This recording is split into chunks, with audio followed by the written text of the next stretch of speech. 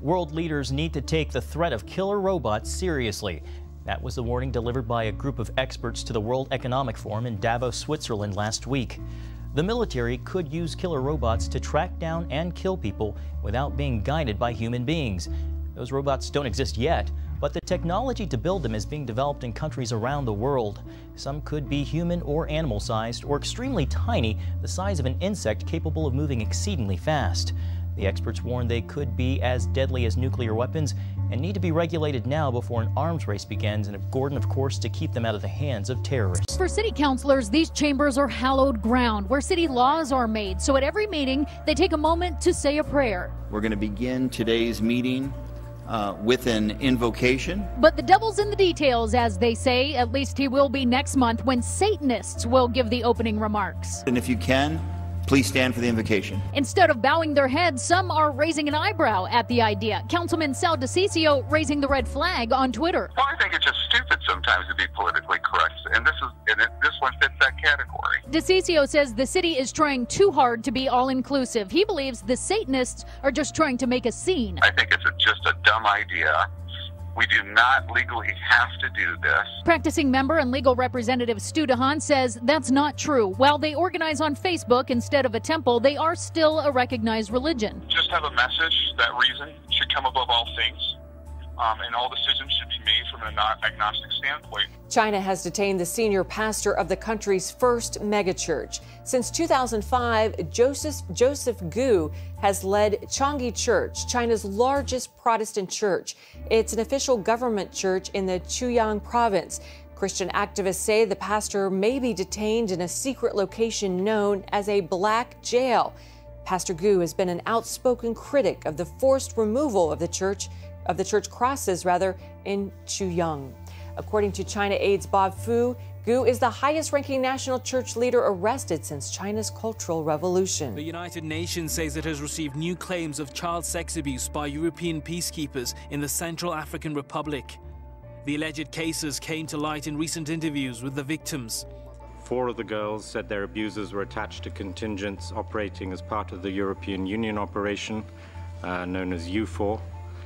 2 of the girls interviewed said they were raped by EUFOR soldiers, and the 2 other girls said they were paid to have sexual relationships with other EUFOR soldiers. The spokesperson for UN High Commissioner for Human Rights has revealed outrageous details of abuse allegations against French soldiers. UN human rights staff in the CAR have also separately interviewed a girl and a boy who were aged 7 and 9, respectively, when they were allegedly abused in 2014 by French Sangarese troops. The girl said she had performed oral sex on French soldiers in exchange for a bottle of water and a sachet of cookies.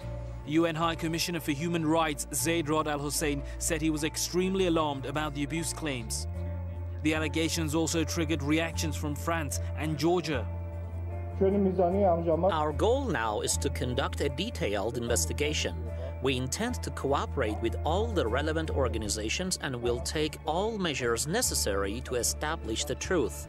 In case these facts are confirmed, then those responsible for committing the crime will be punished accordingly. France has ordered an investigation into claims of child sex abuse by its soldiers. This is not the first time sexual abuse claims are made against foreign soldiers. In August, 3 females, including a minor in the CAR, accused UN soldiers of rape. Before that, similar allegations were leveled against French troops who were deployed to France's former colony in 2013. Foreign forces were deployed in the CAR to try to stop sectarian violence. The bloodshed in the Central African Republic prompted a humanitarian crisis, causing hundreds of thousands of people to flee their homes. Since their deployment, the foreign forces have been widely criticized for failing to effectively stem the bloody clashes. There is vocal opposition on both sides of Indiana's latest attempt to balance civil rights protections for homosexuals and religious rights for people with sincerely held beliefs. The Indiana Senate Rules Committee passed a GOP-sponsored bill Wednesday, but critics said it would sanction discrimination against gay people. Indiana's debate over the issue brought in the Washington state florist who made headlines for refusing to provide flowers for a same-sex wedding. Baronel Stutzman testified that people should not be forced to participate in events that conflict with their beliefs. The future of the bill is not clear. The state Senate did not take action on a second measure that would have extended civil rights protections on both sexual orientation and gender identity. Police in Sweden combed through this refugee center in the western town of Mölndal, now the scene of a murder. Investigators say a 15-year-old migrant stabbed and killed a female worker here on Monday. They're not identifying the male suspect, his nationality, or what may have been behind the stabbing, but the teen now faces murder charges. The victim is 22-year-old Alexander Metzer. Her family, originally from Lebanon, told Swedish media that she had worked at the asylum center for several months, helping unaccompanied refugee children adapt to life in their new country. Sweden's Prime Minister visited the town soon after the stabbing, saying he was both saddened and angered by the news. I believe quite a few people here in Sweden now feel a great worry there will be more similar cases as Sweden accepts so many unaccompanied minors. Many of those who come here to Sweden have had traumatic experiences, and there are no simple answers as to how this should be dealt with. But there are some important principles that apply. Monday's stabbing is just the latest in a string of violent incidents involving or targeting migrants in Sweden. In August, 2 people were stabbed to death, a third badly wounded, at an IKEA store in a town outside Stockholm. 2 Eritrean men were arrested and charged with murder. In October, a masked man with a sword attacked a Swedish school, killing 2 people in what police called a racially motivated attack. These attacks and others have sparked concerns that authorities are overwhelmed by the recent wave of refugees. Many people have newly arrived in Sweden, and we have responded to multiple disturbances on a weekly basis around the western region and also in the rest of Sweden. We've had many alarms from asylum centres. Sweden took in 163,000 asylum seekers last year, in a country of around 10 million people. That's among the highest per capita in Europe. The Scandinavian nation has since tightened its rules to curb the flow of migrants, and Sweden's National Police Commissioner is now asking for more than 4,000 additional officers to help deal with the country's refugee situation. Israel is beefing up security in Judea and Samaria because Jewish settlements there recently have become targets for Palestinian terrorists. They've killed 2 women in separate attacks, including a mother of 6 who was murdered defending her home. More than 400,000 Israelis live in 150 communities in what's known to many as the occupied West Bank. Beit Horon is the 3rd settlement hit by terrorists. It was founded in 1977, where the biblical town of the same name was located. A resident and first responder there says it's part of the divine inheritance of the Jewish people. This land has belonged to us since the Bible.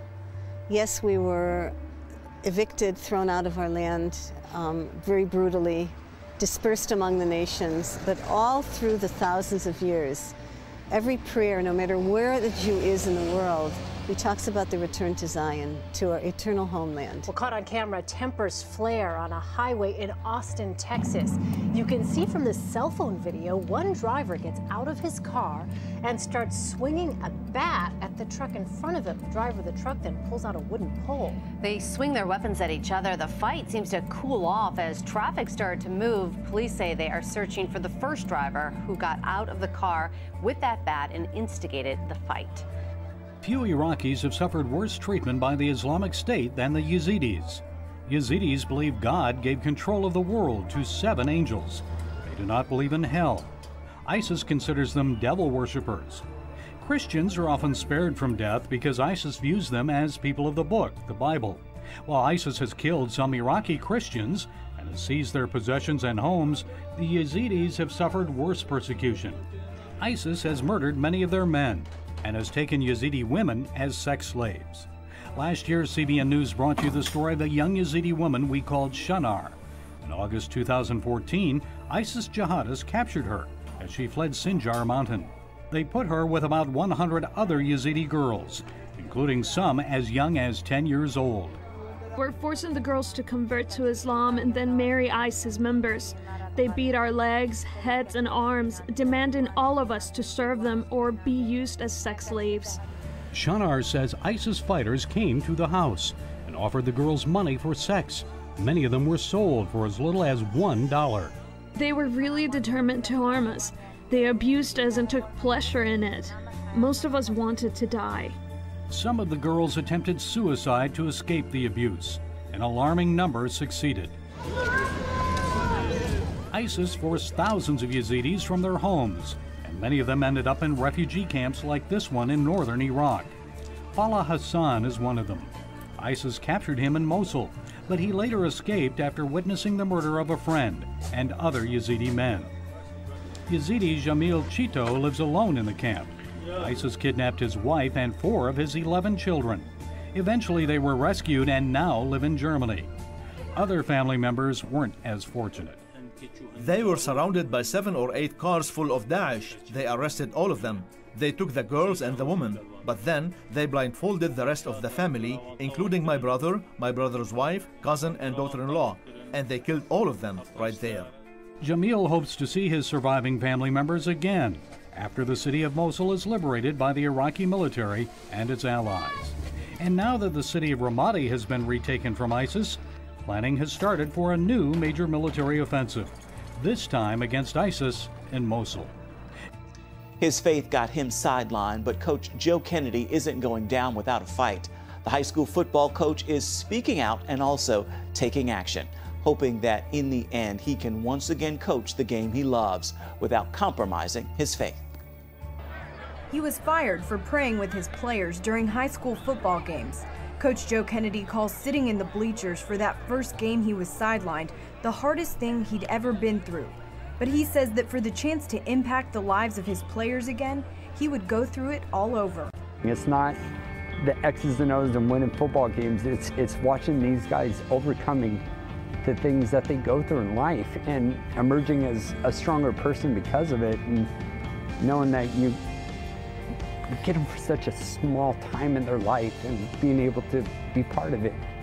That's a blessing. That's what God called me to do. The tradition of praying started out in 2008. At first, they were silent prayers. Then a few of his players got involved, and it just continued to grow from there. The Bremerton School District said in a statement to the Daily Signal that Kennedy's conduct poses a genuine risk that the district will be liable for violating the federal and state constitutional rights of students or others. Kennedy says he never forced his faith on anyone, and participation was never required. The Liberty Institute is representing Kennedy, and they filed an EEOC action against the Bremerton School District for religious discrimination. Kennedy says his end goal is simply to be the coach again.